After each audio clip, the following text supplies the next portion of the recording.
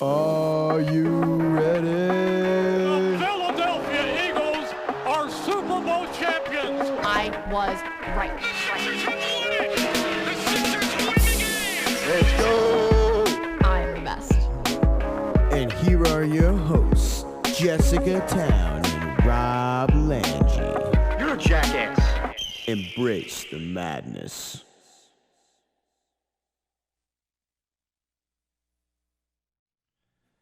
Good afternoon, everybody. Happy Wednesday, February 26th. This is episode 120 of The Madness. I am one of your ministers of madness, Rob Lange. Along with me, as always, is my wonderful, darling, and annoyed apparently about my presence in the room co-host, Jessica Town. Come on, that was funny. Jess, good afternoon. How are you? I'm great now that I made that joke. Yeah, I mean, that was a good one, Jess. That's good. I was gonna say, you laughed. I mean, it was funny. It was funny, and like I said, if anyone had under 3 minutes, they win. So congratulations on that. We have a jam-packed show. There's all the teams. I mean, really, we can actually talk about all the teams right now. It's the best time of year. And part of that is because of the resurgence of the Philadelphia Flyers. They just seem to keep winning. Going up the standings, last I had checked, they were 3 or 2 points behind Washington and Pittsburgh.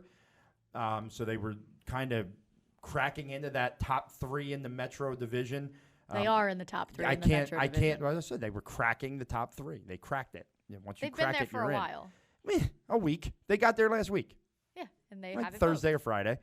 But it's, we'll talk about the Flyers in the sense that I myself, and I think a lot of people still find it hard to totally buy in, totally get on board with, like, watching every game. And I think, well, there's a lot that goes into it. And part of it for me is I was, 10 years ago in 2010, 2011, 2000, from like 06, about the time I graduated college, up until like 2011, 2012, I was invested in the Flyers. I mean, I was in every game. I knew every player on the roster. I watched everything. I went to viewing parties for playoff games. Like I did the whole 9. And I think after a while, and how since they haven't been to the playoffs, won a playoff series, since 2011, I got to a point of frustration with this team where it just seemed to be the same thing over and over. Up, down, up, make the playoffs, lose in the first or second round. Hey, let's go for the next season. Up, down. And I got extremely frustrated. Like, why do we give this team of all teams all these breaks in this town? And now it's almost like a scorned lover. I am cautious in letting my heart go back, I think. I'm cautious in just buying in, and there's 2 reasons. This is the major reason, though. I'm cautious in the idea that I want to be fully invested in the Flyers. The times I've watched, it's been fun. You could tell I like this guy's coaching style. I love his interviews. I like the young guys on this team. But the one thing is, I'm just afraid to fall back into, is it just going to be another 10 years of first-round playoff losses or second-round playoff? Or are they really building? I hope that they're really building. Okay, let me ask you a question. They are. Yes. Then why are you all in on the Sixers? Well, here's the thing. Now, What's the difference? This brings me to my second point. First of all, back in 2010, I can honestly tell you I was not as invested into the Philadelphia 76ers during these winter months, where the sports are kind of going head-to-head. Now that I've been so into the Sixers, it's almost like the nights the Sixers aren't playing, it's nice to have a break. Like, oh, I could go watch one of these shows now. Oh, I can go hang out with my children and not worry about. But that doesn't make sense as to why. But I'm getting to your question. Don't. So, because the Sixers have not done this for 30 years, in the sense that the Philadelphia Flyers wanted to sell themselves as a perennial contender since 1975. Okay. My entire life has been the same thing with the Flyers. The Sixers, have actually spent more time in the we are not contenders phase than they have over these last few years, where We are. And we're going to talk about the Sixers and the fact that I have asked myself the question over the last week of what is more exhausting, being a father of 3 with 4-year-old twins and a 7-month-old, or watching the Sixers this season. Because honestly, I don't know what is worse right now. I don't. I really, truly do not. I am starting to believe watching the children is less exhausting for my mental status as the Sixers have been this year. Like the last post I put out about the Sixers on Twitter, you almost could feel my when I said this season is just an awful roller coaster. Can they just get it together or put me out of my misery? That is where I'm at with this Sixers season. And that was pre-Ben Simmons injury announcement, which is a whole nother roller coaster ride to itself. So I'm not getting on that roller coaster. Which one? With Ben. In my head, I've decided he's done for the season, and that's the way it's going. Well, and I assume that's where it's going to go anyway, because people love to read into things, and when they see reevaluated in 2 weeks, they think, oh, he could come back in 2 weeks. No, they're going to give him treatment every day, see how he responds to treatment, and then they're going to evaluate where he is at that point. Frankly, I have heard with that. Well, here's the thing. So Doug Horton, who's on the Rob Motti show with us, he is an athletic trainer. And he basically said to us, it's extremely vague because it depends where in the back it is, what's causing it, and how much of the nerve is already damaged. The issue with nerves is that it's the slowest healing tissue, and it's completely unpredictable. Depends where the signs and symptoms are as well, if it's shooting down your leg like a funny bone kind of thing, kind of deadens his leg. He'll, probably get a shot to calm it down, and rest and try to work his way back. But there's also the chance that there will be a surgery needed down the road. And it does, whatever. I don't know what the Sixers are telling him. The post that Woj put out, the tweet that Woj put out specifically said, after consulting internal and external opinions. So it seems like they're kind of checking every which way. To me, if it's an either or for the shot or the surgery, at this point, I would just opt for the surgery and make sure he's as good to go for next year as possible, and not risk something that could mess with him in terms of the longevity of his career or prolong a surgery and rehab process. I think that is more likely. I am not optimistic. There it is. I am not optimistic that Ben comes roaring back here. If he does, it's not going to be until April, folks. So you get that out of your head. But like I said, I've heard some inklings from people that there are those around Ben that want him to just get the surgery. I want him to just get the surgery. Yeah, but what I'm hearing is it's Ben who wants to try it this way, and part of that he wants to play. And part of that is not just because he wants to play. We've talked about Ben. I think Ben does not want to be seen as a reason for this season not ending well, and doesn't want to see guys, Brett Brown, front office guys, lose jobs because he couldn't finish the season. And I think he takes that on himself because that's the type of player he is. I think he's also just a competitor. Yeah. And I think that's, there all of those reports saying that he was pretty emotional leaving the locker room or the X-ray room in Milwaukee. And I think a big part of that is just the fact that, he played 5 minutes and we all saw him jog off the floor, and, I don't like that matchup without Ben. No. I had a good feeling about the game itself going into it with Ben. I was like, I think they could do. You know what? Joel's getting back to himself a little bit. Like I thought they could really. Yeah, once he went out, you knew. I turned the game off, to be honest with you. I didn't turn the game off. I watched the whole thing. I fell asleep and woke up and said, "Oh, that happened. That's fun." Yeah, I wanted to just kind of see the different parts of things, see the pieces and see kind of what went wrong where, if there was anything positive that came out of it, anything, whatever. It was also Saturday night and I was not doing it. I had napped at like 6 p.m. because I taught dance Friday night and taught dance Saturday morning. So I was pretty tired. So I was wide awake for the game. I was up until like 2 a.m. So I was like, well, but I think, regardless, there's so much more of a reason. Like, I really, after that, I really thought back to the comments about his jump shot that he made over the summer. And when he was at media day, and then there were those couple days after where people kept asking him and kept asking him, kept asking him. And finally he went, well, I'm an all-star without a jump shot, so I think I'm pretty good regardless. And I kind of went back to that, like, he knows how important he is to this team. But he's also, you know, he's a man of few words, but he's a big team guy. And you see that by the way he plays. His teammates come first. He does not come first. He wants his teammates to get theirs before he gets his. Yeah. He's been more aggressive lately, which is what they need in order for them to win.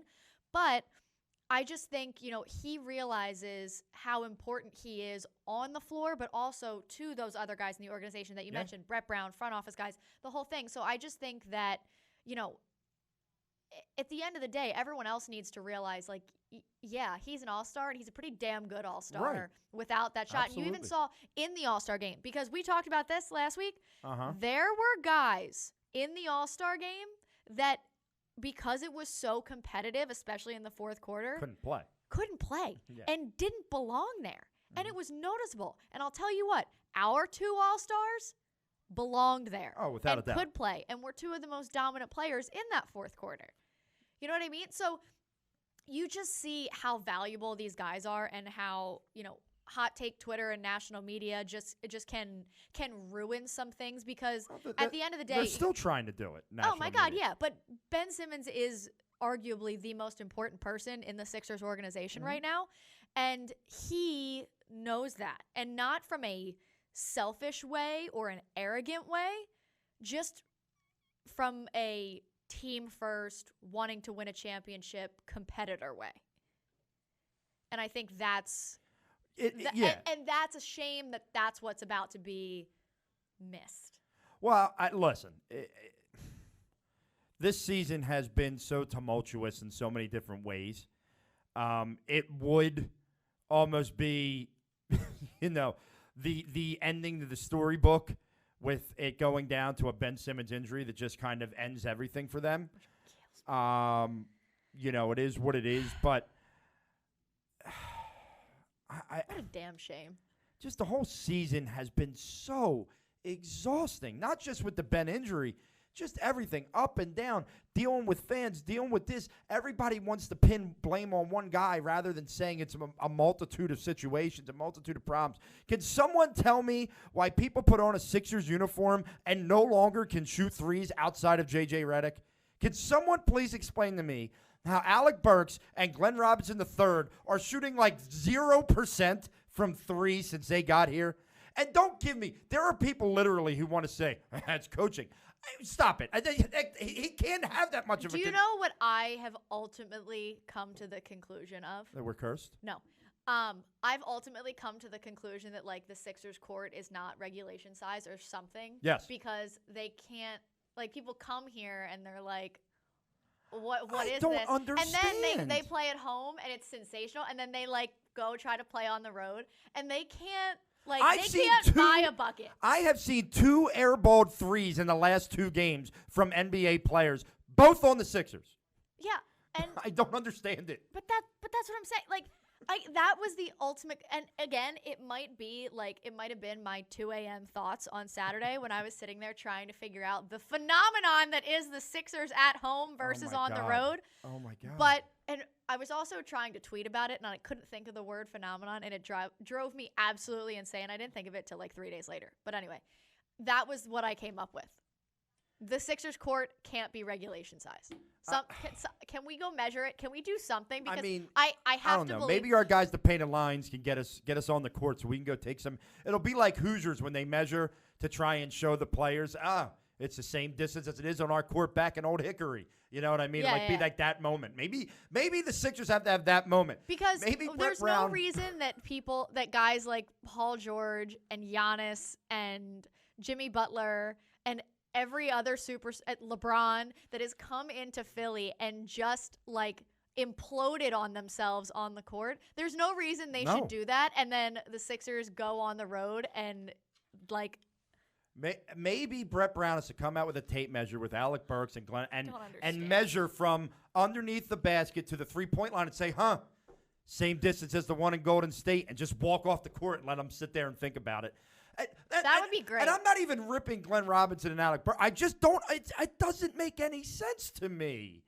How these guys are shooting 40%? Yeah, they are. But they were shooting 40% from three, and they are like 3 for 20 since they got here.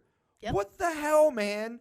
Like, what in God's name? I think Joel Embiid's made more threes since they got here. It's just unbelievable. The one that Alec Burks, he stepped in and looked like a good, and great. He airballed it. It was ugly. Why? The going into it looked phenomenal, and then all of a sudden, as soon as it left his hands, I was like, why? Where did we go from here? How did we get here? I don't understand. I don't get it. I just don't get it. I don't understand. I wish I understood. No. I would love to understand. I don't understand the season. It's gotten to a point, right? They beat the Hawks the other night. They dominate them early. But they keep it exciting. It gets close, and then they still win the game by 15 or 16. Joel's got 49 points. He's flipping off Kevin Huerter. It's a great game all around. I completely support that, by the way. Oh, as 100%. I absolutely Kevin would have Huerter done the looked like the little kid who got mad and took his ball and went home because he lost. That was such a clown move by Kevin. Yes. You're losing by 17 points with 17 seconds left. Yeah. Let the man get 50 on his home floor. It's messed up. Jackass. I had given him the field goal. I would have done it too. The finger. I had to give him the finger, and then I would have got the field goal. But regardless. Did you see he was fined $25,000 for that? Well, between that and he decided to just yell the F word in a. He apologized right away. Yeah. He didn't mean to do it. He's a goofball. And I was like, eh. I told you, I'm all here for the good a-hole. He's being the good a-hole. Did you see Serena's face as soon as he said it? It took everything in her not to bust out laughing like the rest of us did. Yes, it was a laughable moment. It was phenomenal. Extreme professionalism by her, but I don't know how she managed. But here's where this is what I mean. How exhausting this season has been. I have gotten to the point where I'm happy that they won, but I can't enjoy it because it's at home, and I know they don't win on the road. That sounds like a you problem. Just win me a game on the road. Just enjoy it. That sounds like a you problem. You're going and playing Cleveland tonight. They. Just go win. Their coach left the team because the team didn't like him, and then the team gave him a job in the front office. They are the definition of a dumpster fire.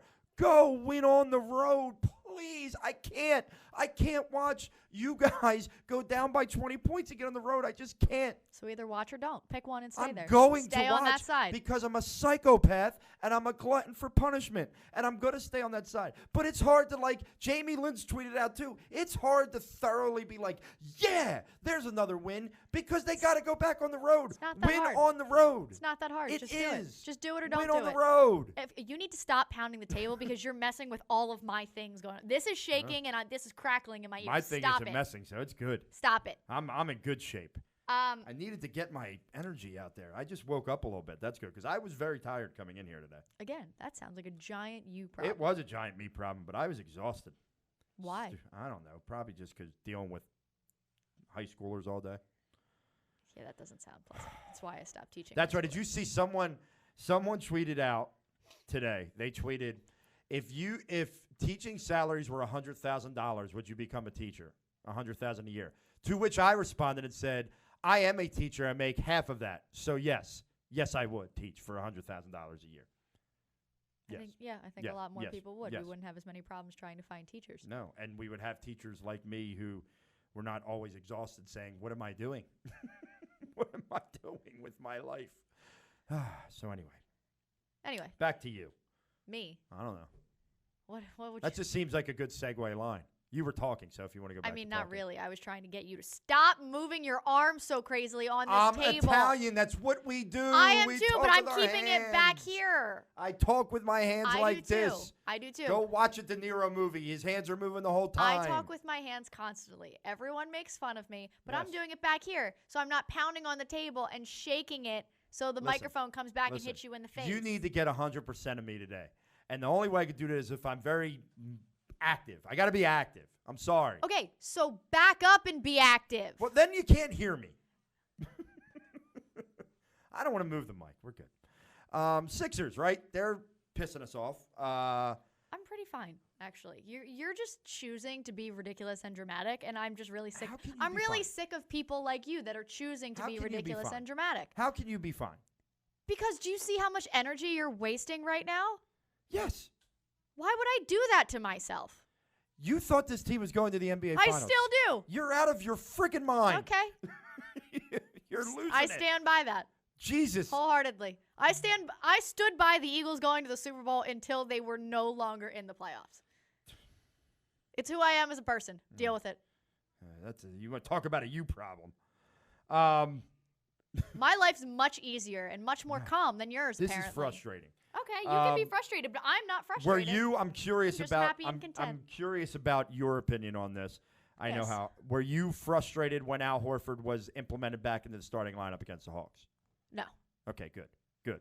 Because a lot of people are like, oh, there they go. Over. You almost have to at this point, Yeah, right? I mean, I still think that the spacing with him and Joel is kind of difficult, and I just think that Al's not necessarily playing his true position, and it's complicated. But I think the spacing's less complicated with them on the floor together without Ben Simmons, because the thing that when they have that, they're able to kind of rotate Joel and Ben, and they try to get Ben down low a couple times. So with three of them, it makes it much harder. And with two of them, it's very possible. Yeah. So it's not as bad. Got a couple big boards in there for us. Played some good stand by Al Horford too. I would like his plus minus to be a little bit better. Sure. Sure. And I would like these 3-point games to go away. 10 to 12 points, I'm happy with you, Al. Yeah. I just 3-point games, I need less. I need a little more. But I wasn't gonna, who else were they gonna put in the starting lineup that you could rely on even remotely? That's what I mean. You almost had Furkan Korkmaz back in the starting lineup? No, thank you. Listen, we love Furkan coming off the bench. That's the Furkan roll. That's the Furkan roll. Hitting those threes, baby. He's got me on a roller coaster. The only person that can hit threes on the road is Shake Milton. Yeah. And I think Furkan Korkmaz can't do it on the road. Shake has played well in his spurts. Yep. In the game. And did he start it was Shake, Tobias, Al, Joel. I'm gonna wait just to see. I know. I'm gonna Josh Richardson. Jesus God. Good. A for effort. His shot, I know it goes in, but my God, his form irks me when I watch his form. Josh Richardson? Yeah. His form on a jump shot is irking. It's like nails on a chalkboard when I'm like, we watched Markelle Fultz try to do that. I for know. A year. I know. It's just you know what? I watch Markelle Fultz shoot free throws. Nothing bothers me anymore. Yeah. Nobody's shooting for him bothers me anymore. By the way, I wanted to ask this. This is not for you. I'm asking you since you're sitting here, but more so to just go after fans that I don't like. Sure. I'm wondering if the Miami Heat Nation lost their absolute minds when their team blew a 20-point lead to the Cleveland Cavaliers and lost in overtime to Cleveland. Or did they say, did they go, the world is ending? Jimmy Butler still out? I think he played. I'll check. You keep going. Yeah, I think he played. But, just wanted to put that out there, and I know they also lost to the Hawks. Yeah, they're on teams a 6-game lose streak. Teams are losing to teams that they shouldn't quite a bit. No, you haven't heard anything about it. No. But here it's the end all be all when those games happen. And actually, if you look at lately, the Sixers have beat those teams. They're just struggling with the Bucks. And look, they as easy as their schedule is. Jimmy Butler didn't play. He did not play in that game. No. But they lost. Yep. To the Cavs after having a 20-point lead. Yep.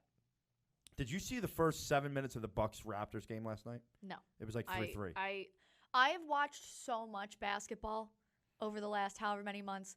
It was really nice to just watch the Flyers and watch other things on television. Joe came home, was like, "Oh, are you watching basketball?" I was like, "No, and we're not putting it on. I don't want to watch basketball right now." I watched. I really didn't want any part of it. I watched a sideshow instead. That was on CBS from 8 to 10 last night. That's what I watched. Is that the title of the show? No, it just became a comedic sideshow known as a debate. It was horrific. Oh. It was absolutely horrific. I didn't watch that either. Horrific. So, look, we temper... But did you, wait, pause. But did you see the clip of Kyle Lowry trying to literally crawl under? Yeah, and then not understand why it was a foul on him. I can't stand Kyle and Lowry. Then he acted like it wasn't a foul on him. I've never been able to stand Kyle Lowry, and he is one of those people that did not belong in the All-Star game. quarter number 4. Yeah. Didn't belong there. You know who else didn't Took belong 2 there? charges, though, in that quarter.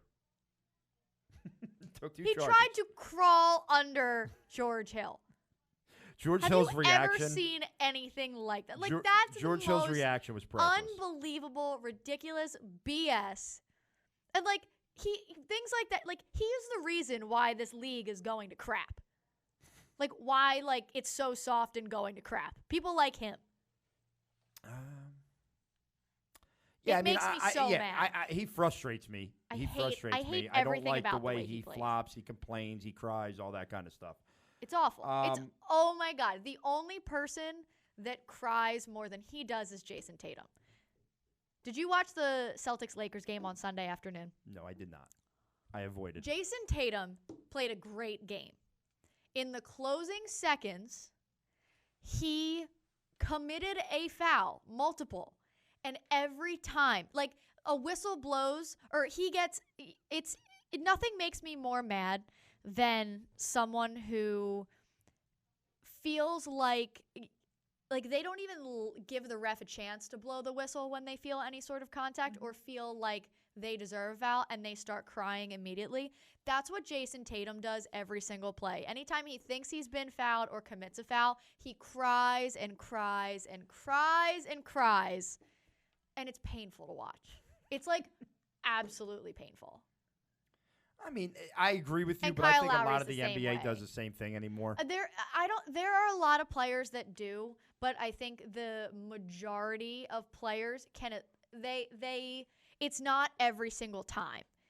I don't have a problem if there's a call that was a foul and you didn't get that call and you're arguing that, I'm not going to be mad. Like the one against who was it? When Joel just threw his hands up at the end. I don't remember who it was. I don't know if it was Giannis but it was during the Bucks game. Joel finally just like threw his hands up. Oh. It was a foul. It was blatantly a foul. And then the other end of the floor, Giannis took 17 Can we talk? steps. He did it 3 times in the first half. I know. It's But unbelievable. that's what I'm saying. So after all that, when you're like, geez, like, give me a call here, please. Yes. I don't have a problem with that. It's every single time when you're whining and crying constantly. You're like, just play the damn game, bruh. But no, you brought that. There's a NBA stars call where you get an extra step, you get a third step. Fine. I'm okay with that. Giannis on 3 separate occasions in the first half. Dragging. Dragging. 4 to 5 steps he was taking. The dragging the pivot foot was what got me the most. He was like hopping and dragging his pivot foot behind. Like that's absurd. And I had to watch everyone argue over whether Joel's Euro step over DeAndre Jordan was a walk or not. Which if you saw from the opposite angle, it was not. Literally, I was walking through my office the other day, and my uncle yelled at me, it was a walk. And I literally came back in, and I showed him the other angle, and I was like, this is not a walk. Look, do you want to count the steps with me? And I count them, and he goes, oh, my God, we watched that. He goes, your aunt and I must have watched this video 15 times this morning trying to count the dribbles to see if it was a walk or not. Because you really couldn't see him dribble that last time from the side view. Mm-hmm. It's unbelievable how perfectly placed that ball was to not be able to see it. But, like, it was the most perfectly executed Euro step. And it's even more fantastic because there's no reason a man that's 7'2" and 280 pounds should be able to move like that and stay in one piece.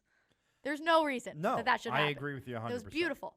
But I have to listen to that argument for 3 days straight, and then Giannis hops like his leg's broken 4 different times, and no one wants to talk about it? That is it's Can we have the conversation, please? Well, we should have the conversation because these officials are an absolute disgrace that they are allowing that. It's such crap at this point. Like, it's laughable. Oh, my God. It's pathetic. The one time where he catches the ball on the sideline, a guy runs over, he takes 2 steps when he catches the ball. The guy cuts him off, so he stops. And then he takes another 2 steps before he dribbles and goes in for a dunk. And here's my issue. The national announcers, oh, what a play. No, what a walk. That's all it is. It's not what a play. It's what a walk. Did you see the one with Paul George the other night? I did not because I was He so literally, mad. he took a dribble and, picked it up and took 2 steps, dribbled again, and then took, 6 steps and dunked. And no one called it, and everyone was just kind of like. It's just, it's uncanny. And Patrick Beverly quoted the tweet and was like, How many times did you walk here? Yes. Like, why did you take His so own many teammate steps? sees it. But that's the thing, like, and the difference is, especially, like, you can see it on the floor. For example, Joel Euros over DeAndre Jordan. Don't you think if he walked, DeAndre would have picked his jaw up off the floor to argue a little bit? DeAndre would argue. He's another one of those guys that argues all the time. Exactly. But Giannis takes 19 steps, and the entire Sixers team and bench freaks out, and nothing. And it happened more than once. You let him get away with it once, okay. It happened 3 times in one half. 3 times in one half of basketball. Disgraceful. You know, I wanted to bring this up, too, because someone said this to me. I was talking to people the other day, and they said, you know, do you think, or they said, well, I guess this means that Brett's going to get another excuse because of the Ben injury. No, he's not. No, he's not. If they don't make it to the Eastern Conference Finals, there is 0.00% chance he comes back. Mm-hmm. There's just no chance. Now, I want to ask you this, Jess, because I know that you are over Brett Brown.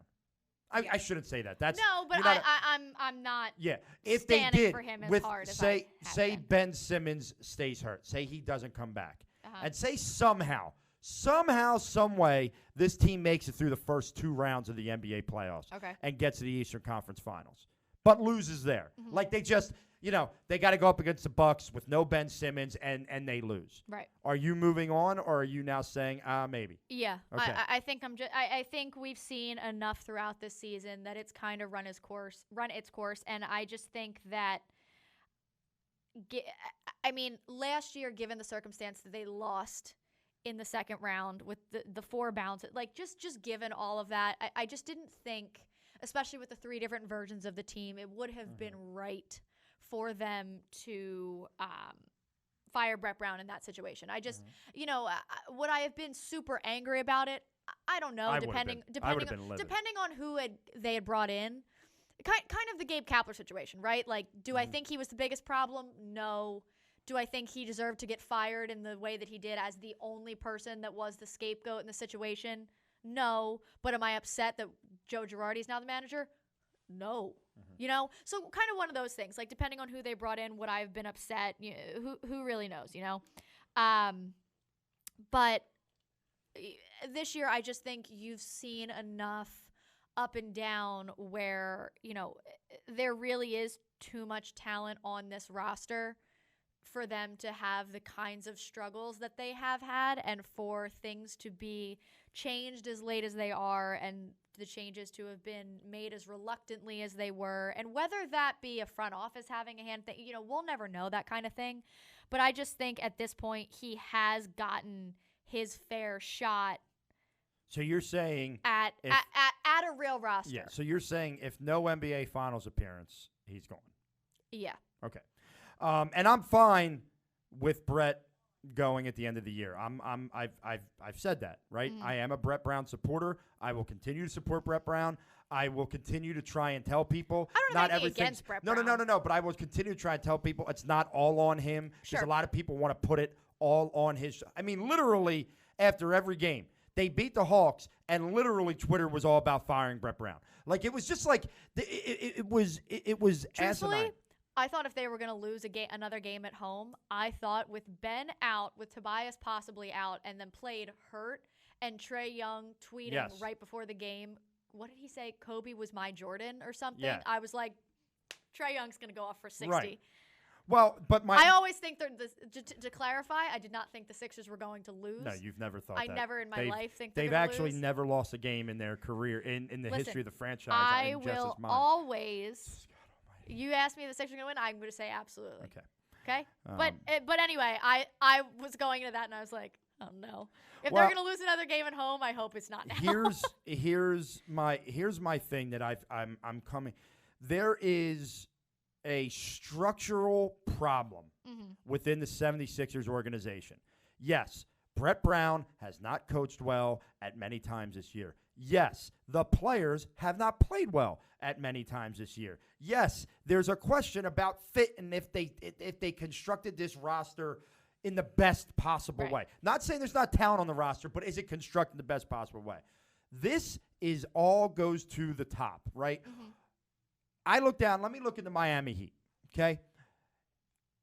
Do they have a ton of talent? No, they have good pieces. They have good players. Do they have a Hall of Fame, tremendous, one of the top coaches ever? No, they have Eric Spoelstra, who's a nice coach. Yeah. But you know who they have at the top of their organization? Pat Riley, who structures this thing and has let everyone know this is his team. He let them know it when LeBron said, hey, this is what I want. And he said, no, I run this team. And LeBron went back to Cleveland. And what happened? They struggled for a year or two, but now they got a formidable team. They have a competitive team. And I know that they're struggling right now, but it starts at the top. So, yes, the coach is going to get fired first. Then players would get moved and everything else. But let's not fool ourselves anymore. This is a total structural problem with the 76ers. Right. This team should not be struggling, and it's not just the coach or the players. It goes all the way to the top. Right. You know, it goes to the way that they handled the Colangelo situation.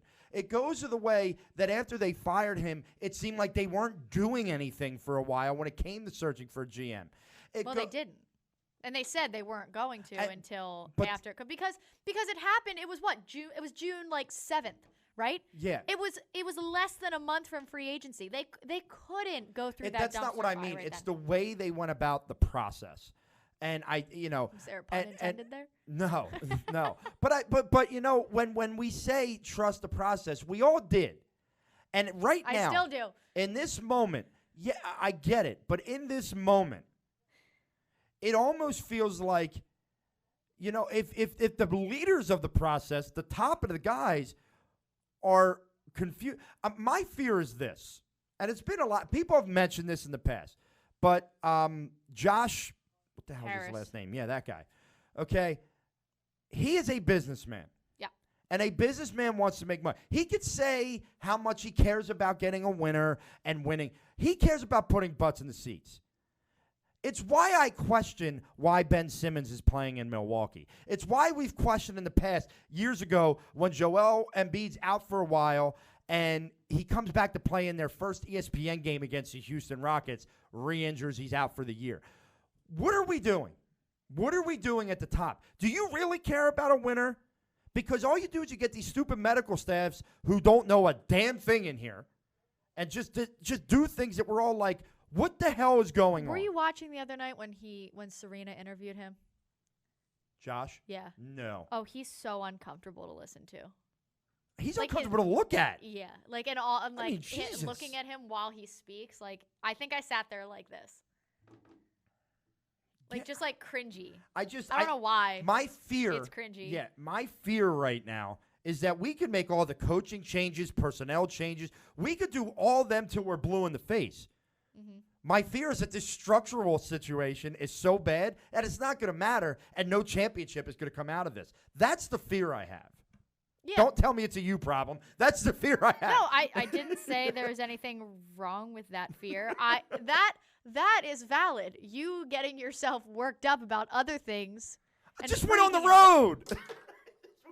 I swear to God, I'm going to get up and walk out if you don't stop shaking this table. Went on the road. Thank you. Because I swear to God, if this microphone comes back and chips my tooth or something crazy, I'm out. Just because things have chipped your tooth before? Just because it's happened before. Yeah, what if it pops out again? Now it's going to happen again. Your tooth's going to get chipped. They told me it should be, if it lasts for a year, it should be fine for a couple more. You're going to look like Lloyd Christmas from Dumb and Dumber with the chipped tooth? Is that what you're worried about? I looked like a damn hillbilly on New Year's Eve. Oh, I saw it. You showed me the pictures. You looked ridiculous. Oh, do you want to hear the story? Oh, Dennis hasn't Dennis has not heard the story. You got to give Dennis the story. The year that the Eagles went to the Super Bowl, Jesse on New Year's Eve, obviously, it was their last game of the season. They were playing the Cowboys at home. It was 0 degrees outside. It was so cold. There was no reason to be at the game. There was no reason to go to this. There was no reason to go. But it was me, my brother, one of his friends from college, who I met that morning, by the way, and my boyfriend in my car, and Joe was driving. I was in the passenger seat, and Andrew and Holden were in the back. We were meeting other friends at the game, and we were gonna have a beer or two in the park, nothing crazy because it was freezing, and then go watch the game. If it was something, we knew they were gonna pull players, so if it was crazy by halftime, we were gonna go. Nothing crazy. So we go, and now backstory. I bought the blue RAV4 in 2016, and I've had nothing but issues with it since I bought it. I got rear-ended 2 weeks after I purchased it, and then never got it fixed because I didn't want to, and then I did, because I was like, it's not really doing anything. Then I did get it fixed, and then I got hit again. So what happened was we're sitting in 76 in standstill traffic. We couldn't put the car in park. Like, we were not moving. And 2 cars behind us hit the car behind us, which took its foot off the brake and hit us. Well, me, not driving, had a coffee in one hand and had my phone in the other, and I wasn't paying attention. And I jerked forward, hit myself in the face with my phone, and knocked half of my front tooth out. And I have never panicked like that in my entire life. So Joe gets out to, like, check the car to see if, like, the taillight's cracked or if anything's wrong with the car. The car was, like, literally fine. Well, we thought so at the time. It was not fine. But we thought it was, like, kind of fine. But then Joe's out of the car, and I'm like, wow, my face hurts. And then I'm like, oh, my God, I chipped a tooth. And I burst into tears. My brother, I swear to God, has never been nicer to me than he was in that moment when he realized that I had busted my tooth out of my head. He has never, like, hugged me and tried to console me more in life. Like, never, like, a breakup or anything like that has he been nicer than in this very moment. And, yeah, so then that was New Year's Eve, so I couldn't do anything about it. So I just had half of a front tooth for days until the dentist's office opened again. And thankfully, my dentists people that work there are absolute angels. They came in a half hour early because they were so booked to put my tooth back together, because I was not going back to work until I had all of my teeth The pictures back in are my head. priceless. I'll find you the picture. It's unbelievable. The pictures are priceless. I didn't even know just then, and I still love that story. It's pretty funny. What Now it's pretty funny. the hell were we talking about before you And mind you, my parents were at a wedding, so they came back a little after a couple drinks, and they knew it happened. We called them and told them.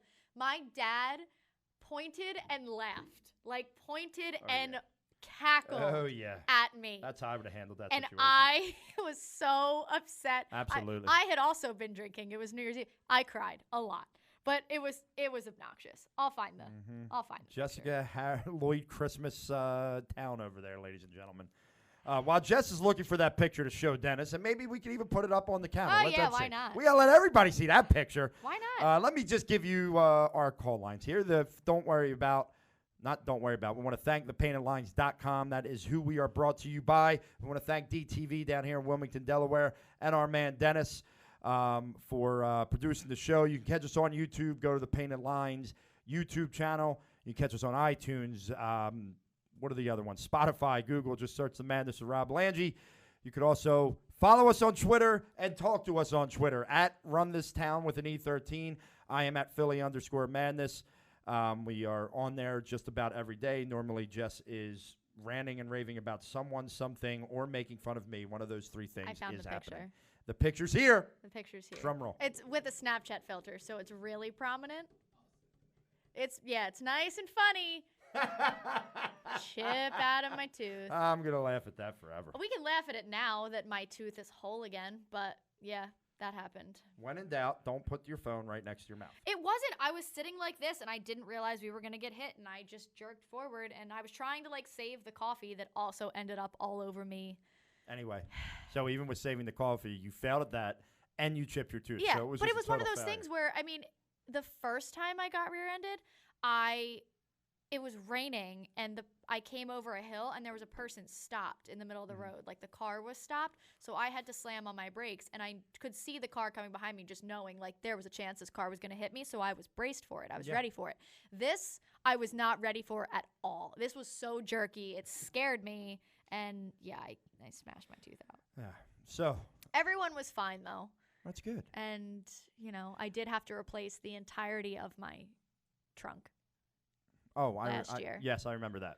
Yeah. I remember that. I think my signs are still in your trunk.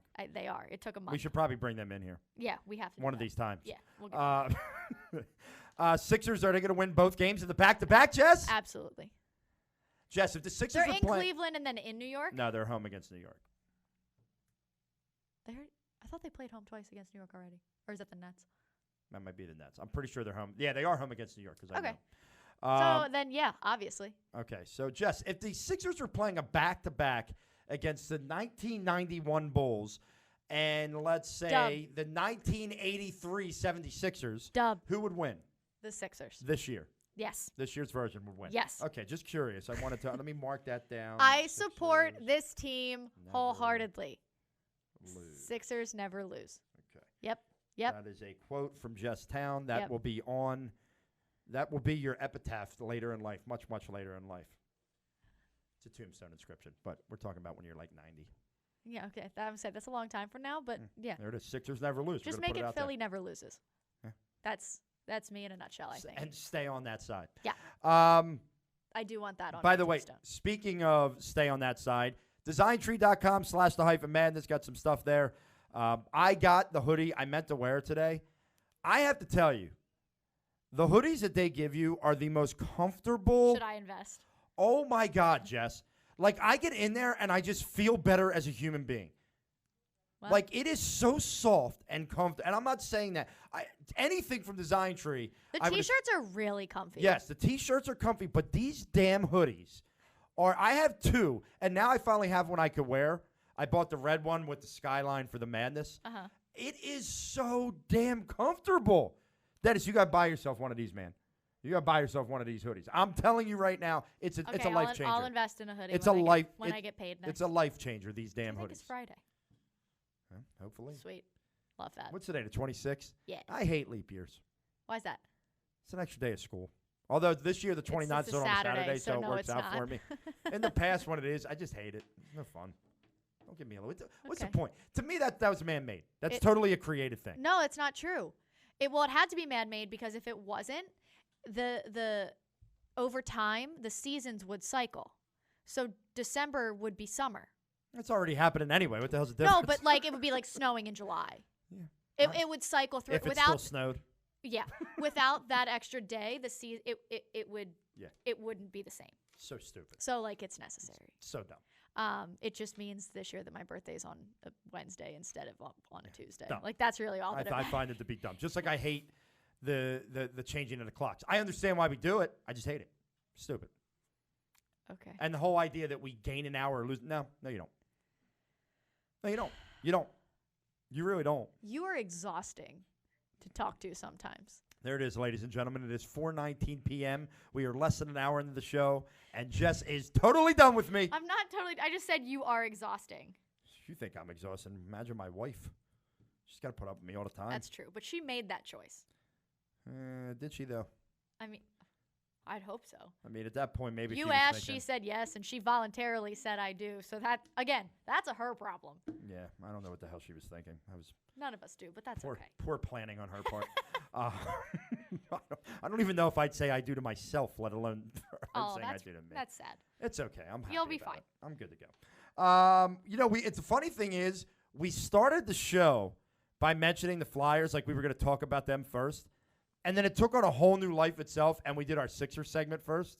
So let's move on to the Flyers. So, look, the Flyers seem to have a little bit of an issue that the Sixers have.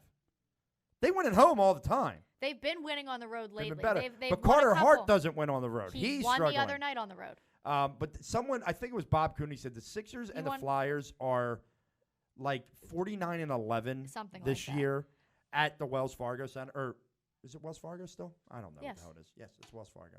Well, Wachovia, it's changed names 47 times. I liked when it was the FU Center, Okay. the First Union Center. That was a good name. That is a good It's the name. big for FU Philly. Center. Was a big fan of the First Union Center. Let me see. So, listen, so the Philadelphia Flyers are a team that, the nice thing about them is I don't have this expectation of Stanley Cup Finals. The nice thing about them is they're looking more and more like they are definitely going to make the playoffs. And I don't know how many of you out there watch Stanley Cup playoffs. There really isn't much more fun than the NHL playoffs. The NHL playoffs have just a different feel. Every goal seems like it matters.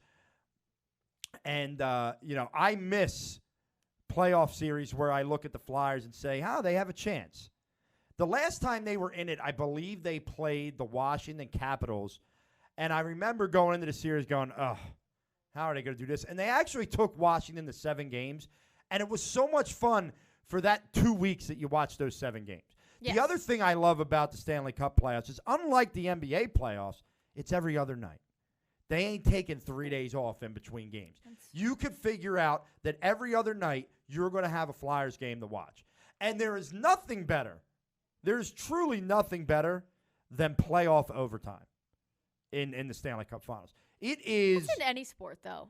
Yeah, well, but I think basketball and hockey, definitely. Yeah, but hockey is you score, it's done. Basketball is the up and down of it, and basketball can be fun, but a team could go on a 10-0 run, and overtime is no longer fun. In NHL, man, every shot you're holding your breath, you're on the edge of your seat. And I can think of a couple times where you think of the Flyers years ago with the 5 overtime game and the Keith Primo ending. I think of Simone Gagne in overtime when the Flyers are down 3-0 to the Bruins that year, where they come back from 3-0 and end up going to the Stanley Cup Finals. It is fun, and I'm excited about that. That stresses me out more than anything. Oh, my God, it's beyond Well, it's also stressful. because, think about it. So Soph plays field hockey. So Yeah. that hockey overtime thing is a constant in my life. Oh, the and heart it's like, beating that doesn't stop beating. Oh, Yeah, it's so stressful. It It's is, so stressful. It is beyond stressful. We had a moment like that in our basketball game. We were playing our rivals last week. How was on that? Thursday. We won by 3. Was not a pretty game by any stretch of the imagination. Dub's a dub. So we have the ball. They miss a shot. We get the ball. And we're up 3. Or they hit 2 foul shots to make it. So we're up 3. They call timeout. We're very clear. Get the ball in. There's under 5 seconds or whatever it might be. There's 6 seconds left. Just get the ball in. Let them foul you. They're going to come and foul you. We draw up the play to throw it short. Well, our guy that we were opening up is wide open. Our guy throwing the ball in does not throw it short. He decides to throw a bomb pass to one of our players who's being covered by a kid who's about 6'5". Sure. So, of course, the 6'5" kid intercepts the pass at half court, takes 2 dribbles in, and gets off a shot to tie the game. Well, when I tell you I didn't breathe for the next few seconds, this ball goes halfway down and bounces out. I took the kid who threw the ball in and I looked at him. And I've known this kid for a long time. I've coached his 2 brothers. I did not say nice things to him. And I said, I swear to you. So, all this stuff. The next day at school, I went, man, I said, you took 3 years off of my life. This is how oblivious kids are. He looked at me and goes, why? Why? It hasn't even been 12 hours. Why? Why? Are you serious? Why? Oh, my God. I wanted to kill him all over again. So nerve-wracking. But we won, beat our rival. It's always pretty. See, Are you guys in playoffs now? we're getting there. But we did not have we lost 4 or 5 games by 1 point this year. We lost 7 games by under 10, and they were games that were really close till the end. And it cost us, and now we get to go play a team in the playoff. Now, the way South Jersey does it makes 0 sense. Let me tell you this. Okay, we are in Parochial B. We are in one of the 2 non-public leagues. It's supposed to be South Jersey, but most of there are teams, St. Joe's, Metuchen, Roselle Catholic. They are up North Jersey. Literally, from their high school campuses, you can see the skyline of New York, but they're considered South Jersey. Well, this year we got a South Jersey team. The problem is they are about 6'5" across the board. We don't have anyone over 6'3". Sure. So we have to go play them. Now, the good news is they just jack a bunch of threes, and they play a 2-3 zone, and we should be able to stay in the game and maybe, if we're playing really well, maybe steal one. But there have been years where we have had to travel an hour and 45 minutes to 2 hours to lose by 28 points because our playoff is to try and win our conference. We had an opportunity. We lost in the game that would have tied for the conference. But kids play hard.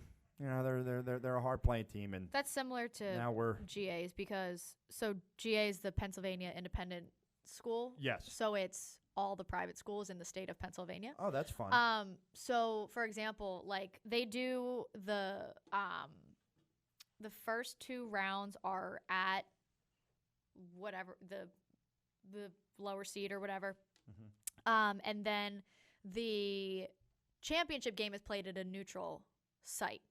where the majority of the schools are. So like our senior year of high school, when GA won the state championship, thankfully the games were being played at Malvern because we played a school from Pittsburgh, and it was just it would have been a hike. Yes. Well, they played Valentine's Day. They had a game. They played at 4:30. They played the Perkiomen School, which was an hour from GA. So we went to that game, and they lost in overtime. They weren't going to win in overtime. If they were going to win, they needed to win in regulation. Yeah. But then the winner of that game was playing the winner of another game, and the two options were Friends Central, which is on City Ave down the street from us.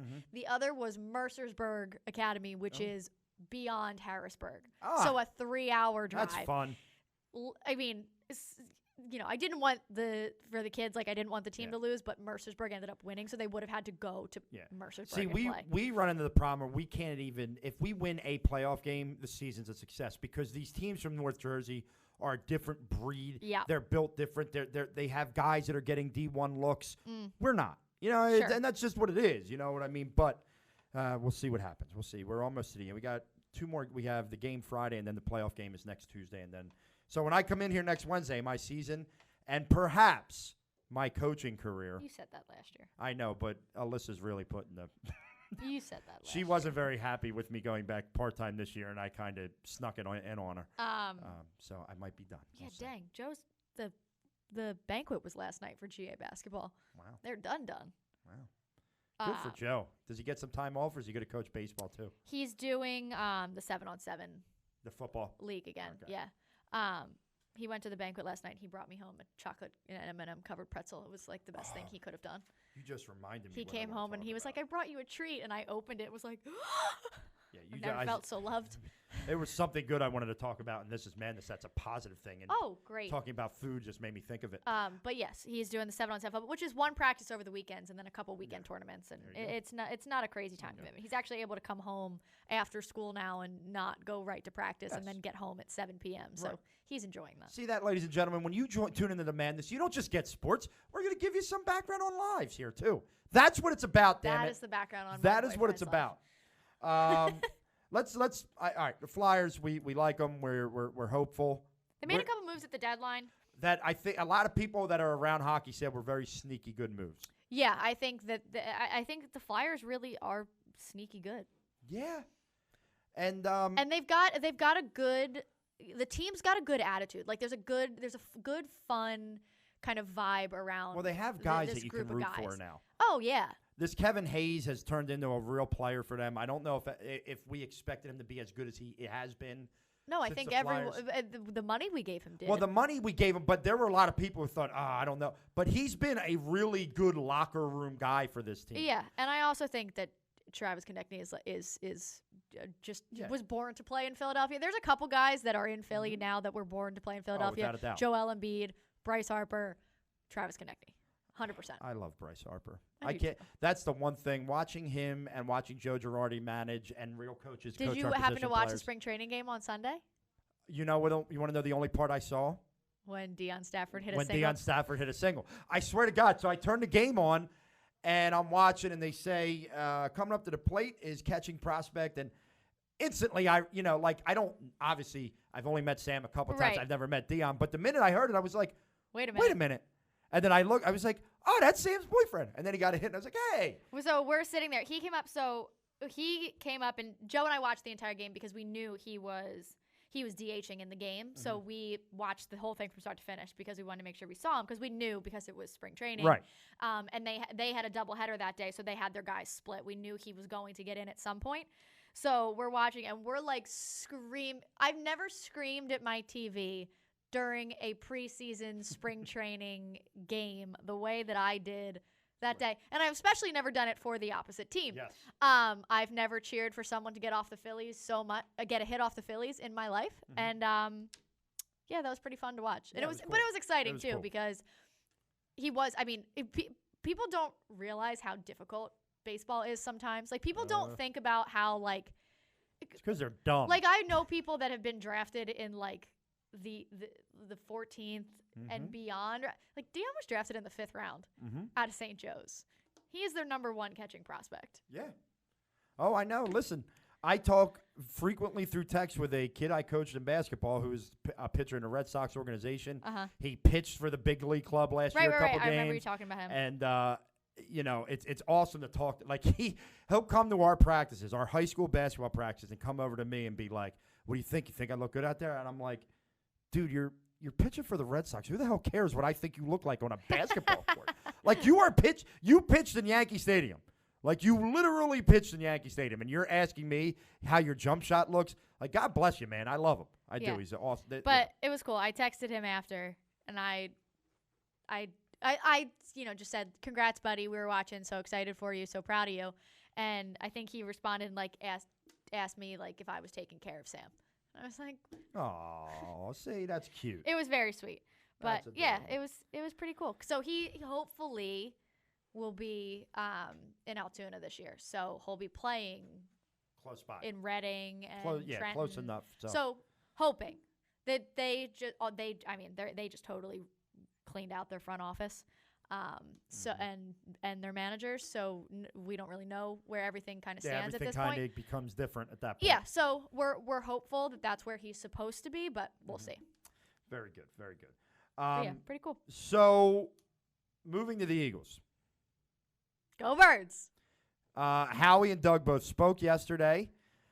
There's been different takes on what Howie said. Some people, I call them the idiots, take it as the Eagles are rebuilding. Others, I call them the intelligent people, also known as me and Jess, take it as they're not rebuilding, but I wouldn't expect to see a lot of those 1-year older guy deals. The deals they're going to make in free agency are going to be 4 or 5 year deals for guys that might be coming into their prime or in their prime at positions, and then they're going to look to build with their 10 picks through the draft. They made it very clear that they're going to be spenders in free agency. They're not looking for the comp pick game this year. They're planning on using what they have and taking full advantage of it.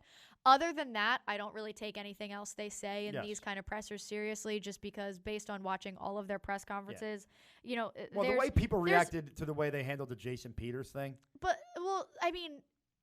so here's the thing. They're not going to sit there and be like, nope. Yeah. But also, we've also seen that sometimes they say things with a little more conviction than they should. You never. I'm not going to sit here and take. How quickly we forget. I'm going to take everything they say with a grain of salt. Just because, and not because I don't trust them or anything. Just because I know their press conferences tend to be very vague and positive focused, and they're not going to. Now, I did appreciate that Howie took a lot of accountability and responsibility for some of the things that went on, and that's great. But aside from that, they're not going to openly talk about if they're going to cut somebody. They're not going to openly talk about if they are not going to re-sign somebody if they haven't had those conversations yet. They're not going to talk about their whole plan for the draft and free agency. Like, they're not going to sit here and tell us. They're also not going to give straight answers until an official announcement is made. Someone's in a jersey. And that's just how they roll. And how quickly we forget that they said they weren't going to fire their offensive coordinators or their wide receivers coach. And then they fired them. So but I do believe, let's put, some people said, by saying what they said, they are kind of saying scrapping this season. No, that's not at all the case, because when Carson Wentz is your quarterback, you have some holes to fill, but you're not scrapping this season. I fully expect them to sign a corner. I fully expect them to sign a wide receiver. I'm not telling you they're going to sign the biggest names on the block in these positions. I fully expect them to bring a linebacker in with the cutting of Nigel Bradham. And then I fully expect them to use at least 7 of these 10 picks to pick players. And the hope is that guys in rounds 1, 2, and even 3 can contribute right away in some way, shape, or form. If I had to go out on the limb and if someone said, Rob, who is one guy that you think the Eagles are definitely going to sign, all signs for me point to Byron Jones. I think Byron Jones is going to be an Eagle. I think they are going to give him a 4 or 5 year deal at whatever the millions per. He's one asking. I would like to be an Eagle or trade for Darius Slay. I would send Sidney Jones in a second rounder. Yeah, I would too. I agree 100%. But is Byron a little younger than Darius? Is 30. Is Byron more like 20? I'm not sure, but for me, I'm more in the opinion of I would like to see them sign or trade for a corner and draft a Yeah, wide and receiver. those of you or saying trade up to draft a wide receiver. he's I support 27. that. Byron Jones is 27. But did you look up how old Darius Slay is as well? Almost positive he's 30. Because I truthfully don't know. I kind of remember them saying he was 30. I'm going to look it up right now. Darius Slay. And Darius Slay. So he's 29. So it's really not that big of a difference. But he'll be 30 in January. So he just turned 29. Yeah, I guess that's true. I keep February's been so confusing for me. Yeah, we thought January was a long ass month. Holy February's God. been just as long. Every time I turn around, we're still got a week left in February. It's that damn leap year. It's leap that one year's day. really screwed it's us. that one day. But yeah, and all the people. Every time we sign somebody from Dallas, they stink. Stop. I will tell you, I'm not in favor of signing Amari Cooper though. I know you're not. I am, and I'm going to be on that train. But that's fine. I'm not. If he comes here and remembers how to catch a football. Yeah, I'm not on the give Amari an insane amount of money. You are so hamstrung with wide receiver money right now. You can't afford to give Amari unless Cooper you get rid of money. Alshon. But even then, you still have. I mean, part of the new CBA, which I'm sure we're going to talk about at some point, what they're trying to put in there is that the way I don't know how it works, but I read that Alshon's dead money hit, which is like 26.5, would be split over 2020 and 2021. Okay. So it gives them a little bit more flexibility there, an ability to cut Alshon if that is what they want to do. But again, they obviously haven't signed the new CBA yet. We don't know what's going to really that's not definite yet. But between that and the amount of money that they owe Deshaun. Yeah, but don't they have clauses in Deshaun that they can be out after year 2?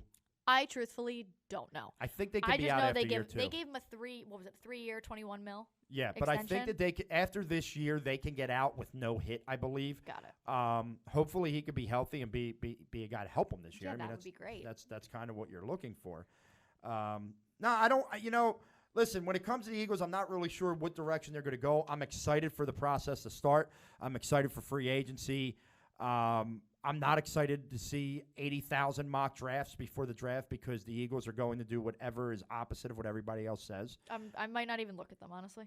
I kind of just wish I wish the draft was earlier. I really do. I really, really, really, really wish the draft was in April and not May. It is in April. Did they move it back to April? No, it's always been in April. No, it was in May last year. No, it wasn't. It was One of the days was May. It was April 25th last year. It's too late. One of the years was in May. I know it was in May. That might be true, but last year was not. Well, that's still too late. I want a beginning of April. I don't understand why it's got to be the end of April. Because it conflicts with it's still regular season basketball. Who cares? But I'm serious. There's no. I don't think there's basketball games on or any important basketball games on the night of. In the end of April? Isn't that when the playoffs are going on? Yeah, but they make sure that they move things around to make sure the draft is first priority there. I don't know. Well, I think it should be earlier. That's just me. Okay. All right. I'm sure someone's going to listen to this and take that into serious They consideration. damn well should. I don't know. If you're not listening to the madness and taking all of your important decisions from us, you're not doing what the things hell the are you right doing? way. You're an idiot. God, so stupid. Okay. Now that you've gotten that off your chest. Yeah, I got that one off my chest. We're good to go. Let's go to this. We got about 20 minutes left, but I got a couple things here. Okay. Let's do This Is Madness. Let's get there early. So, Jess, please start us You start us off. Oh, you want me to start you off? Yeah, because I haven't really thought about this yet. You haven't even thought about it yet, huh? No. Tebow to play for Philippines in WBC qualifiers? What? I just saw Tim Tebow to play for the Philippines in World Baseball Classic qualifiers. He could not be more relevant in the world. Why is? Oh, Tebow's parents were missionaries in the Philippines when Tebow was born. Interesting. Did not know that. Learn something new every day. All right, so the first one I'm going to talk about is going back down to Clearwater and talking about the Philadelphia Phillies. Sure. But not the team. The Fanatic. I want to talk about the Philly Fanatic and the makeover he got. There are so many people up in arms about this makeover. And I'm not. And Are they okay, but are they up in arms about the makeover itself or the reasons no, behind but this everything? is what I'm getting at. Okay. I personally would be petty if I was the Phillies, and I would be doing this. Because these people that are coming out of nowhere after 25 years or whatever, 30 years, whatever it's been, and now asking for this exuberant sum of money, why? Like, what's your point? It's like when the World Wildlife Foundation sued the WWF Wrestling after it had been WWF for 30 years and made them change it to W. What is your sole purpose in doing this right now? To get money. Yeah. So to secure the bag, as the kids are saying. So I am all for the pettiness of the Phillies and John Middleton and them redoing and the guy who you know, because he was quoted in the article. Who's the family? Mr. You Buck. know? Mr. Buck. And I am all for the pettiness. Petty away. Add the blue eyelashes. Add the scales. Take off a little bit of weight. I don't like the hands. The hands make me uncomfortable. Take a little bit of the weight off. I'm all for the pettiness. Kudos, Phillies. I don't give you a lot of credit all the time. I'm giving you credit on this one. You handled this right. His free hands make me uncomfortable. The fact that you can see like all of his fingers specifically that makes me uncomfortable. I'm going to steal a quote from Jess. That sounds like a you problem. It's definitely a me problem. Like 100% a me problem. But I'm just letting you know. But yeah, but like people are like pissed at the Phillies. I don't have a problem with the scales. I don't have a problem with the boa tail. Yeah, people are just pissed at the Phillies. I'm like, be pissed at this other company that had to come in here and start bitching about money. They're the reason this is happening. Yes. So you're absolutely correct. Okay. I don't have a problem with the Fanatic at all. I did enjoy Rhys Hoskins measuring the Fanatic's ass. I thought that was pretty funny. I did not see that. You didn't see that? I missed that So part. he's trimmer, and he literally How much trimmer is he? Not much. I was going to say, it's not much. He bent over, and Rhys Hoskins took a tape measure and went like this and was like. Yeah. But like during the spring training game on Sunday. And I was like, yeah, because why not? To each his own. If you want to measure the Fanatic's ass, you want to measure the Fanatic's ass. He didn't volunteer. I'm sure they were like, hey, we need one of you to do this. Okay. Reese. All right, what else you got? Or if you have anything. If you don't, I have plenty. No, I don't really have anything. I'll keep thinking, though. Nothing really crazy has happened to me lately. So Mel Kiper put out a second mock draft. Okay. Okay, so speaking about mock drafts. And for the second straight mock draft, he has the Eagles taking T. Higgins. Okay, fine. Here's my problem. At 22, he has Henry Ruggs III from Alabama going, meaning that he believes the Eagles would pass over on a guy that is seen as top 15 talent for T. Higgins, who does what their receivers do now. Stupid, Mel. I hate you, Mel. I don't like that. I just don't like it. I think it's dumb. They would not pass. I'm telling you right now. They would not pass over Henry Ruggs or CeeDee Lamb or Jerry Jeudy if any of them were available. They would not. That would be so like them, though. I'm going to tell you right now, you thought my reaction to Andre Dillard last year was bad. Wherever the hell we're watching. Listen, I don't really remember your reaction, so I don't really think it was that bad. I think I went, who? And then I went on the Google machine and tried to figure it out. Yes. Because I was not ready for that at all. I just wanted Montrezl Sweat. I know you did, but he has done nothing. So that's all I wanted. Yeah, well, you didn't. Yeah. So okay, there's another bad one that I just came up with. Here's one. I want you to give me your opinion on this situation. Okay. I get to give you an opinion. Yes, shocking. So newsflash. Just asking me for my opinion. So last week was like a super busy week for both myself and for Joseph. So Monday, I had to teach. Tuesday, I had to teach in Delaware.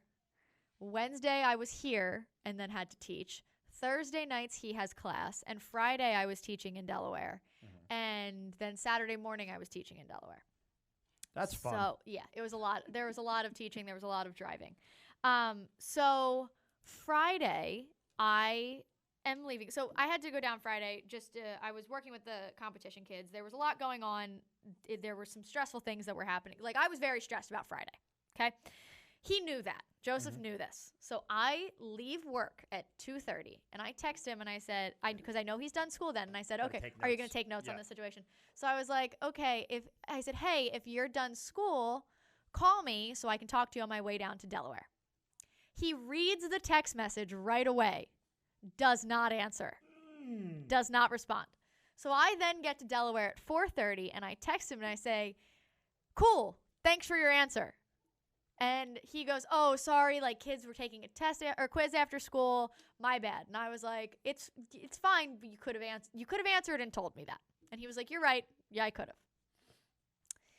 So then I teach, and while I'm teaching, he texts me and goes, hey, just so you know, I'm going to happy hour with some of my coworkers. I just want you to know where I am. Okay. Thank you for letting me know. I appreciate that wholeheartedly. Happy hour day for Joe. Okay. So then Got it. So then I am leaving. So I teach until 7:30. I'm having dinner with Paige in Manayunk at 9:15. So I'm on my way back. That's a late dinner. Yeah, I'm on my way back, but I haven't seen her in a while, so we're going to dinner. Joe, I assume, is going to continue hanging out with his friend Sean. Whatever. So I text him when I leave. Okay. He does not answer. That's not, for like 10 minutes. That's not 2. But he didn't read this one. Okay. I then call him. He does not answer. Ooh. Then he reads the text message and still does not answer. He texts me back like 20 minutes later, just answering. And I was like, oh, now you want to answer? And he goes, I'm still at, he goes, don't be like that. Come on. So he's not answering any of my questions. He wasn't answering me. And I'm hungry on top of everything else. So I'm just cranky. So hangry is I get like hangry to an hangry. unimaginable level. Full out hangry. So then he's texting me and he's like, I'm sorry, I'm still out with the people from work. I was talking, I didn't want to be rude. And I was like, well, thank you for giving that person way more consideration than you just gave me, the person who matters most in your life. Thank you. So then he finally calls me when I'm like a half hour out from dinner. He calls me and I was like, are you okay to drive? And he was like, yep, I had 2 drinks earlier, then I ate, and I've only been drinking water. And plus he was right across the river from our apartment anyway. And I was like, okay, no problem. So we're chatting and he was like, Sean's going to come back to our apartment. And I said, okay, fine. I'll see you guys later. I'm almost at dinner. So we're chatting. I'm asking about how his night was, how his day was, the whole thing. So then he gets to our apartment and is like taking out the trash. And he was like with Sean, whatever. So they're taking out the trash. And he goes, how was dance? Knowing that I've had a long, very stressful week and knowing that my Friday was very stressful. I start to tell him about how my Friday was. As I'm talking, he's talking to Sean and not listening to a word I'm saying. So I go, you know what? I'm almost at dinner. I'll see you when I get home. So I hang up. I go to dinner. I eat. And you know what? I have a glass of wine, and I feel a little bit bad for being a brat. So I'm like, you know what? He really didn't do anything that bad. Like, I'm going to pick up insomnia cookies and go home and apologize because I feel bad. So I go home with insomnia cookies in hand, and I say, I brought you cookies. I'm so sorry for being a brat. I was hangry, and I was rude, and I shouldn't have been. He goes, it's fine. Sean and I are going to go get cheesesteaks, and left. Then he comes back, which is fine. They went to get cheesesteaks and came back. So I'm sitting on the couch. He sits down. They come back. He sits down next to me. I'm looking right into the camera, Joe. Sits right down into next the camera, to me, buddy. opens his cheesesteak and looks at me and goes, so how was dance? Well, ask me how I reacted to that. I don't need to ask you. I lost all of my marbles. They were all there's gone. literally no reason to ask you at that point. Oh my God. I was so angry that I just went off. And I was like, I can't even believe you just asked me that question after asking me earlier. Blah, blah, blah. He didn't even remember that he had asked me that question because he didn't listen to me while I was talking. Obviously, in his head, we never talked about it. I screamed at him and stormed off and slammed the door and went to bed. I was furious. Joseph. And then the next day he was like, why are you still mad? And I was like, I will kill you with my bare hands.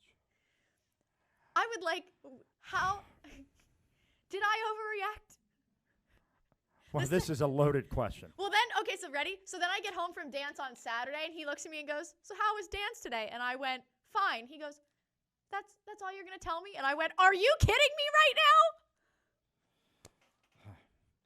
Okay, so here's my loaded answer. I'm You asked so me if you angry. overreacted. Initially, yes. If I overreacted when I screamed and stormed to bed, that's what I'm asking. Here's what I'm going to say to that, and this is not going to get me any points with anyone of the female variety. But females in general overreact, but we don't call it overreact because it's just them. So I'll give you that answer for that. However, okay, I'm gonna pass over that real fast. Yep. Joseph. My friend, my brother, my compadre. Joe, let me tell you something, buddy.